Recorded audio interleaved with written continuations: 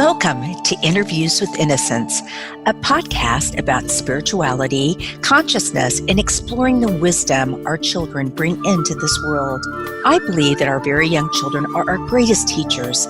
After all, they're the masters of living in the present moment, bubbling in unconditional love, enjoying the messiness of life, and curious about the universe in all its dimensions. The pure essence that young children exhibit lives within all of us. My hope is that these interviews will help us discover, embrace, and connect with the sacred core of childhood that resides within each of our hearts. I am your host, Marla Hughes.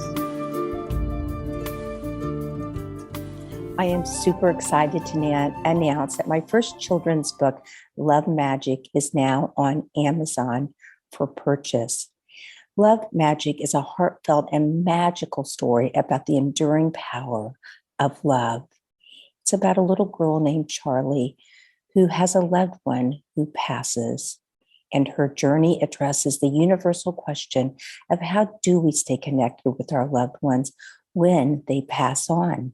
It gently touches upon the magical ways in which our loved ones can continue to guide us through nature, music, love, and everything in between. I hope you will check it out on Amazon and possibly purchase it. And if you do, please leave me a review. Without further ado, let's go to the next interview. Today, I have Paula Wilkes back on the program. Paula was with us last week, and she brought through some beautiful, important messages from her guide, Holly. Today, Paula will be talking about her work with gifted children. Paula has been an educator and coach for more than 40 years. She earned her master's and PhD from the University of Oregon. She has worked for nearly 10 years as a professor of education at Pacific University's Eugene campus, where she created and coordinated the Center for Gifted Education. She now provides workshops for parents throughout the community, as well as for parents who are looking for help in dealing with the academic, social, and emotional issues of their gifted children. Welcome back to the program. So, in terms of your coaching with the gifted, let's back up a little bit. And were you really, I'm going to use the word spiritual, before you started coaching the gifted and getting really involved in the spiritually sensitive? You know, it's only now looking back at it with hindsight that I realized I was a very sensitive little girl. And somehow, some people say you choose your parents. Why I would choose parents who would not be sensitive themselves and would tell me I was too sensitive and all. But I could feel what other people were feeling, feel the angst of my family. My mother and her mother escaped to the United States after the men in their village were killed in a pogrom. And so my mother came with such PTSD, and that continued through her life. And I felt my mother's anxiety and I felt my mother's pain. And I remember once coming home and telling my mother how the teacher had yelled at this boy named Danny. I must have been in the second grade. And my mom called Danny's mom, and Danny hadn't mentioned anything. And Danny didn't even remember being yelled at by the teacher, but it caused me to cry. So I realized looking back, I had a connection to people, first of all. And then when I would experience things that were difficult for me, I do remember feeling as though I was floating at the ceiling of my bedroom, watching myself, being afraid. And I put it together now, and I realized that was the way I was trying to cope with all of my sensitivities and intensities and things at that time I didn't understand, but it felt difficult to be me. But then what happened, as I realize it now, probably because Holly and these different guides have been with me all along, helping me to become this teacher, coach, mentor kind of person, that they gave me whispers about children in my class and who might have ADHD, excuse me, or who had auditory processing, or who had different kind of issues without the kids ever being tested. I just heard whispers about this. And a lovely thing that happened to me that really changed my idea about teaching was in my very first year in Eugene, I had this lovely, lovely girl. And later, like 9 years later, when she's in college, she sends me this letter thanking me for my class having been a haven for her. And it struck me at first. She didn't say anything about how I taught her, anything like that. And I thought, wow, this girl, they have a house on the country club. Why did she need my classroom to be a haven? And then it totally clicked with me. Everybody needs a place that's a haven for them. And that then really helped open up even more listening to spirit and really paying attention. You know, when we talk about the fifth chakra and our voice, there's also like falling back into the divine aspect of ourselves and listening. Yes. And listening not just with our ears, but with our heart, with the lower chakras of our body. What is this human need? What might be missing? And I also look back and think, you know, my husband and I created this program called The Best Approach to Team Building. Rick was also a teacher. And BEST stood for belonging, empowering, and supporting, trusting, the 3 stages we would try to take our kids through. And the first one, the very first day of school, we would do activities where all the kids would feel like they belonged and they were important in our classrooms. Yes. Doing lots of mix it up kind of activities where kids would change partners. No one was more important than anyone else. Then the second level was the empowering, how to get kids to feel a sense of being self-empowered, where a child is center stage and the others are listening to them. You know, kids want to be heard, but they really want to be heard and appreciated by their peers. So we did activities that had that happening. And then the last one was supporting trusting, where kids could share in class meetings, and then kids could help their classmates try to solve issues that were important to them. And so I feel like the nice thing was I went from this very sensitive young girl who felt very unempowered by the bombardment of everything that I was feeling from everyone around me, you know, and everyone around the planet, to being a teacher who could really impact what was happening in my classroom and how kids would be expected to treat each other. And it wasn't until recently I realized my PhD was training teachers to mentor each other. So here that whole idea of mentoring and training and supporting each other followed itself all the way through. And then most recently, when I retired, I've been working with gifted and twice exceptional students, coaching them in areas that are challenges, weaving in social emotional issues into some of the academic things we're doing, until now when I'm doing this soul bridge coaching and helping people communicate with their own spirit guides until they can learn how to do that on their own. So it's been this journey from being this child who didn't understand what she was feeling or was she spiritual or any of that, until now where I can just feel like so much love from spirit that I didn't recognize when I was a child. Right. So Paula, do you working with the twice exceptional and gifted, and there's different words that I'm not familiar with, but Mhm. if the parents, how do you merge those two worlds? Because I know a few people who have children that are have those gifts, I'm going to call, and challenges, and they're kind of, earthly bound too. They're not, some of them don't have a lot of spiritual sense. So how do you interweave those two when you're working with a child, or does it's just so individual? Yeah, that's such a great question.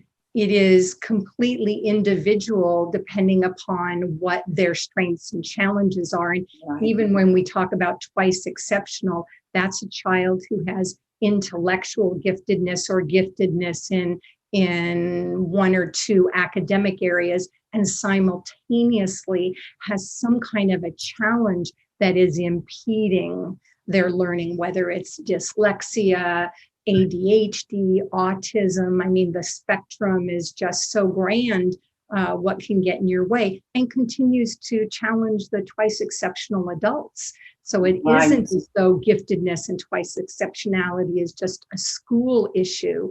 It can be a lifelong issue. So what I try to do is really hone in on that individual child, pay attention to what my guides are telling me. Maybe a child has an auditory processing, and that means not that they can't hear, their brain doesn't hear. Right. So they may be able to hear high sounds and low sounds, and which ear is hearing it. But somehow, when they're given a list of things to do, they can't remember everything. Or they may sit at the back of the room where a heater is going and can't simultaneously hear the teacher. So I get some guides about what might be going on with this child. But what I try to do is weave in just deep love, kind compassion. When I'm working with them, I talk about how something might be difficult in the classroom, or how I know it can be challenging when you have an idea of what you should be capable of doing, but the ideas come so quickly to you and you can't spell correctly, or your hand can't move that quickly, and what that makes you feel like. So often parents will tell me that the kids will say they feel like they've been meeting with an angel, which I think is so funny, because I don't talk about things in those terms, but I think they pick up on my gentleness and my love for them, and that it isn't really about, we're going to do this work together, and now what grade are you going to get on that assignment? Right. And then with parents who I've had a chance to, on the backside, speak with about some of my spirituality, or some of my mindfulness techniques, or some of that, if I get permission from the parents, I'll talk about those things with the kids, including some of my clients. I have done some soul bridge coaching with them where they may have a problem, and I'll say, would you like to hear what like the collective wisdom might say to you about this? Oh, I love that. It's such an unusual question to pose to many people, but I would think that most people would be so curious and blown away and like, yes, absolutely. Well, I remember when you sent me that drawing that Holly had you do for me, and I saw the heart in the middle of it, and it really, without going into it, it really meant a lot to me. So let's talk about the few things that you do with the children. If the parents could possibly do at home, not just with gifted kids, but and all kids are gifted, right, in their own way. But I know you talk about the 4 Pebble meditation, mindful movements, Qigong. Can you just briefly tell us what those are? Yes, I would actually right now like to do the 4 pebble Great, meditation to great. show you what that's like.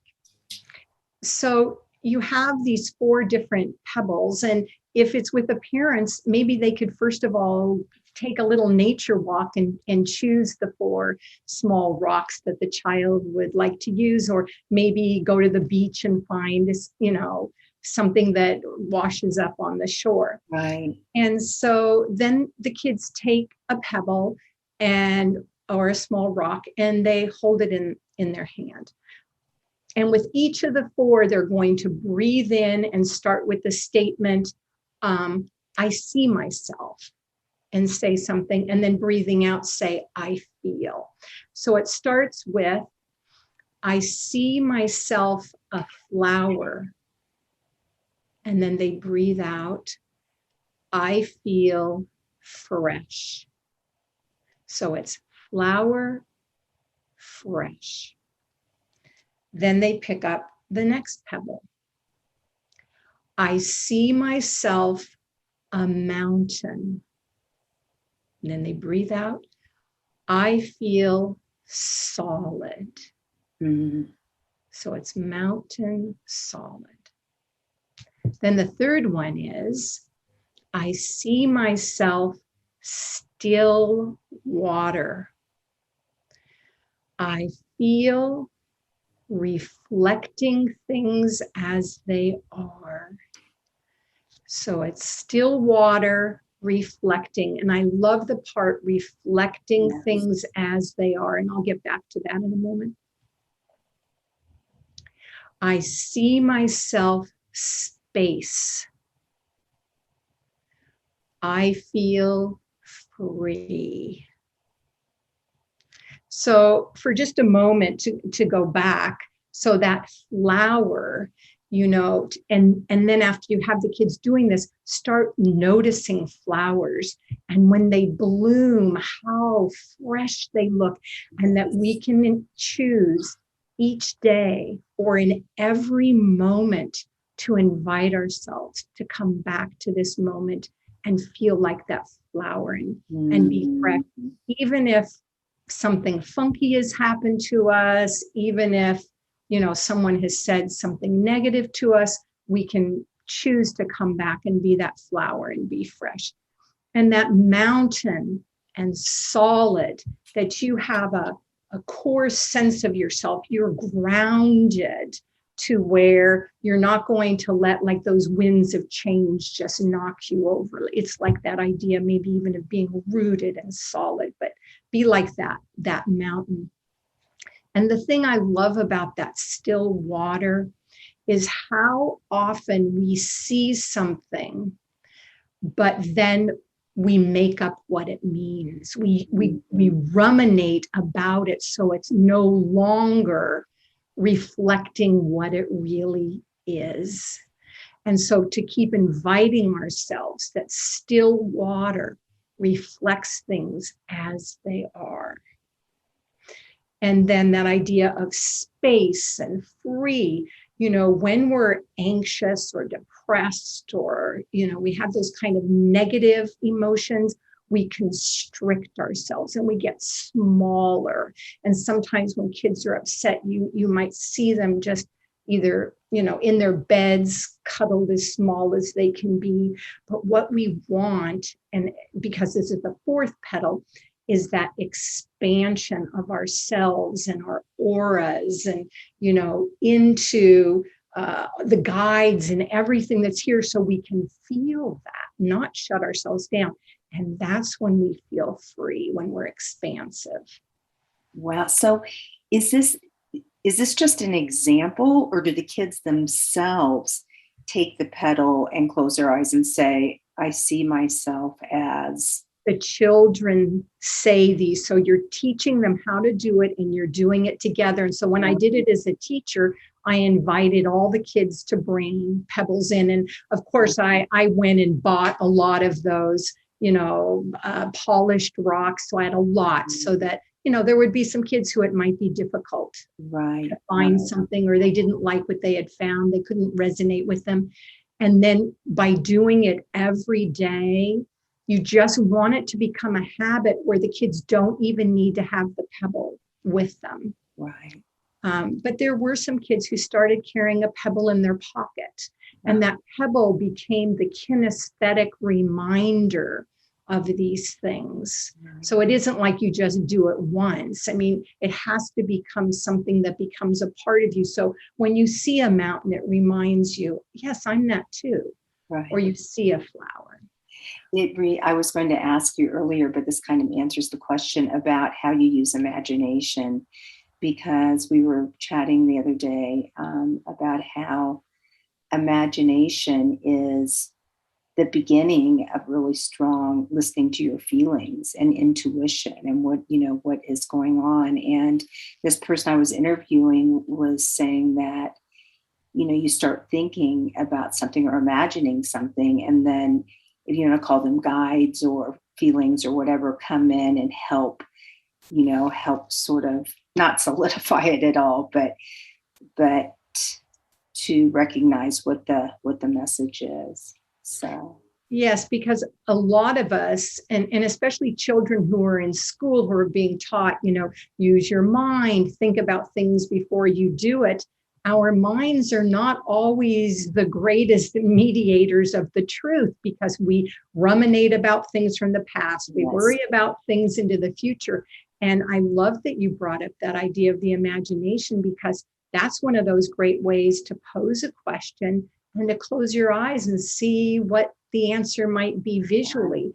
And the nice thing is, when you talk about the clairs, the different kinds of clairaudience, clairsentience, we need to start teaching children, and of course adults who don't know how to do it either, by doing this. Like, maybe you can imagine when that rock is in your hand, you have the kinesthetic feeling of it, but can you close your mind and see what kind of a flower do you see yourself as, or what kind of a mountain? So sometimes I would have the kids drawing a picture of what they saw in their mind's eye. But there are some people who like to do mindful meditation through their different senses. And so, you're eating different kinds of foods and just slowly, Thich Nhat Hanh talks about mindful eating, mindful walking, that we rush through our lives so often. We gobble down our meals. You might ask sometimes a child, what did you have for lunch? They can't even remember, because the eating of it wasn't even very important. So we have people slow down. What does it taste like? What does it feel like? And reawaken our senses. Yeah. And I think we all know why this is so important. And first of all, would you agree that we're really not teaching children, we're helping them remember, because they already know all of this. Yes. Easier with the children than with the adults, because the adults have so many layers of trauma and all. Right, absolutely. So tell us how you feel as a professional and personally that this helps a child doing these sorts of things. Well, there is a book about the spiritually sensitive child. Mm-hmm. And in it, the author has research studies where she talks about the resilience of children who have these kind of connections, whether it's children who pray at night or children who do mindful meditation. But it helps kids who feel like they have a connection to an energy or a force that's even greater than themselves or greater than their families, that they can always trust is going to be out for their greatest good. And one of the other things I think that's just so important from doing this with children is empathy. One of the things we're seeing now that's a real problem with social media, it isn't social media itself, but how anonymously, or even with people's names, it seems so easy for people to say mean things. They get in their own egoic minds and they want to destroy somebody else. But, to develop emotional depth and care for other living things, people, animals, the environment, is something that the societies around the world really need right now. So I think by helping kids get in touch with this spirit, increases the chances that they're going to be compassionate for other people. Right. I totally agree. So, Paul, I'm sorry, we are running out of time already, but I'd just like for you to, I just had down here teaching someone to feel their personal energy. Could you talk about that for a minute, and then we'll just start to wrap it up? Okay. So what I usually do with kids and adults that I work with is I have them rub the palms of their hands together and then move their hands around each other, back and forth, so the hands are not touching each other, but so that they can feel the energy. Eventually it feels maybe like they have a little balloon between their hands, or like magnets where they feel like they're being pushed away or pulled toward each other. So that's that very first step. Then with the kids, I sometimes have them keep their hands open, and I run my hand across the top of their hands, and they're always surprised when they feel like a tingly, like a little bit of staticky kind of feeling, that they can really pick up on the energy of someone else. And then when I'm working with somebody who I can get them to really get to a relaxed place, I try to have them feel their own personal vibration. We all have a vibration. I remember the first time I ever felt mine, it was kind of like wah, wah, wah, wah. And I realized, oh my gosh, I do have this vibration in my body. And why then I got into Qigong, which is like a kind of healing movement, so that I could make sure each morning and each evening that my energy was moving and that I would be carrying a good vibration. And I do think that the clients I work with feel that, because I take the time to make sure I have good, clean energy moving through me. The Qigong energy, I remember so many years ago, I was in China with a health delegation, and we went and they were using Qigong with deaf children. Mm-hmm. And they were using that vibration, but what I remember from it, it is a sound or a vibration. Do you actually have the big things that are you able to get it on like Spotify or something? I'm not doing anything with sound when I'm doing it. Okay. Yes, just pure energy. Yes, it's just moving the energy across my body, right, doing repeated movements that are bringing energy up through my body, and then energy that needs to be transformed or transmuted down into the earth for that to happen. So mine are all body movements and not with sound, although that sounds great. Yeah. So Paula, what would you like to, gosh, with all of your experience, and what would you like to shout to the world? Well, I would like to say that we can all learn to recognize the guidance that is always here around us, and that it's here for our greater good. It's available to all of us. Some of us don't know why we keep hearing or feeling these urgings, like, what is this about? And so the more that we can stop and listen, watch for synchronicities, start sitting down and trying to do guided writing, this guidance is here for our good. Nice. And being such a sensitive child, what would you say to your 5 or 6-year-old self if you went for a little walk?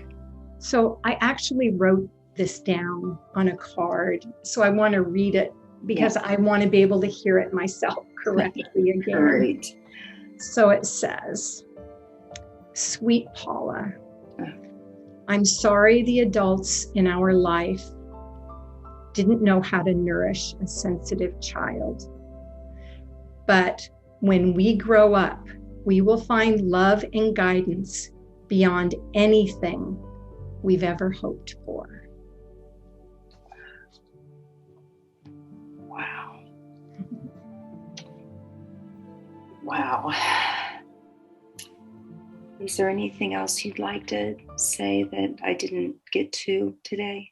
No, it's been really, really wonderful speaking with you. And I want to let you know that question you asked about the 5-year-old self is so important because, even by 5, many of us are hurting and we don't know why. And this is a 3-year-old self, but she sits on my desk and she is a reminder to me that we are the same person. Yes. And I have a lot to learn from her.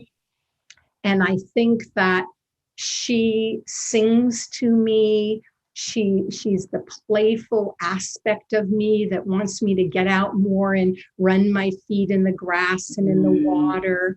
And now we're looking out for each other. And that's part of that love and beauty that, we're both finding. Right. Well, thank you so much. And if people want to find you, how would they do that? Well, they could send an email to soulbridgecoaching@gmail.com and at gmail.com, right? And then there's also a website, soulbridgecoaching.com. Okay. And there's also, I would love to have people come to our Soulbridge WordPress so that they could see examples of some of the writing that I do with Holly. Wonderful. Well, thank you so much, and for all the work that you're doing in this world. It's just, and I'm so happy that Holly came through with that.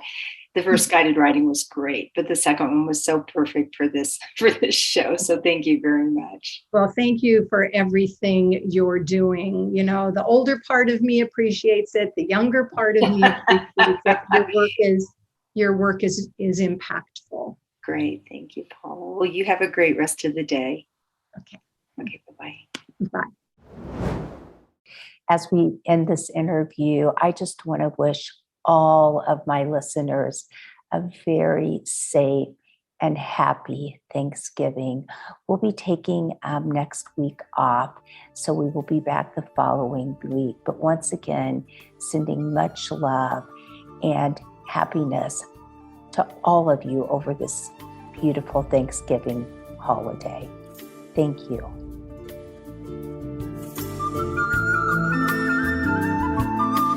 Thank you so much for listening in today.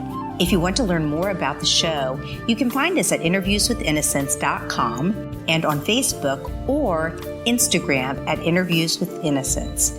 Please write me a message, tell me what you liked, and let me know what else you would like to hear. I would love to hear from you. And if you liked what you heard, please leave us an iTunes rating and review. It helps other listeners find the show. Thank you.